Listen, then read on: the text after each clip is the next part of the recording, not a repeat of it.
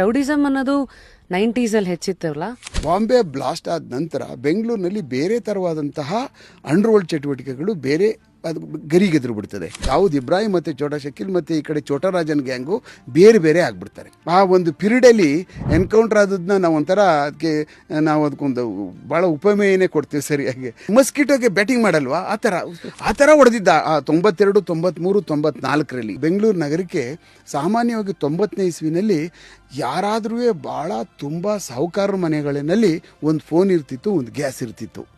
ತುಂಬ ಶ್ರೀಮಂತರು ಇರ್ಬೇಕು ಅವ್ರ ಮನೆಯಲ್ಲಿ, ಇಲ್ಲ ಅಂದರೆ ಅವ್ರ ಮನೆಯಲ್ಲೂ ಬೆಳಗ್ಗೆ ಎದ್ದಂದರೆ ಸೌದೆನೇ ಹಾಕಬೇಕು. ಅವ್ನು ಕರ್ಕೊಬಂದು ಅವ್ನಿಗೆ ಮಾತಾಡ್ಸ್ತಾ ಇದ್ರೆ ನಮ್ಗೆ ಶಾಕು. ಮನುಷ್ಯನಿಗೆ ಈ ಥರದ ಒಂದು ಮನುಷ್ಯನ ಒಳಗಡೆ ಈ ಥರ ಒಂದು ಕ್ರೌರ್ಯ ಇರ್ತದ. 2,000 ರೂಪಾಯಿ ಏನ್ ಬೇಕಾದ್ರೂ ಮಾಡೋಕೆ ರೆಡಿ. ಈ ಸಮಯದಲ್ಲಿ ನಾವು ಒಂದು ಮೊಬೈಲ್ಗೆ ಒಂದು ಮೆಸೇಜ್ ಕಳಿಸಿದ್ರು ಸಾಕು, ಅವನನ್ನ ಚಿಂದಿ ಚಿತ್ರಾನ್ನ ಮಾಡಿ ಜೈಲಿಗೆ ಕಳಿಸ್ಬೋದು. ಕೆಟ್ಟದಾಗ ನಿಮಗೊಂದು ಪೋಸ್ಟಿಂಗ್ ಹಾಕಿದ್ರೆ ಸಾಕು, ತಿಥಿ ಮಾಡಿ ಅವ್ರಿಗೆ ಪಿಂಡ ಇಟ್ಬಿಡ್ಬೋದು. ಇತ್ತೀಚೆಗೆ ಜೈಲುಗಳಲ್ಲಿ ನಡೆಯೋ ಮ್ಯಾಟರ್ ಎಲ್ಲ ಇವತ್ತು ಮನೆ ಹರಿದಾಡೋಂಗ್ ಆಗೋಯ್ತು ಬಿಕಾಸ್ ಆಫ್ ಇತ್ತೀಚಿನ ಕೆಲವು ಕೇಸಸ್. ಬಹಳ ದೊಡ್ಡ ಒಂದು ಲೋಕನೇ ಅದು ಜೈಲ್ದದು.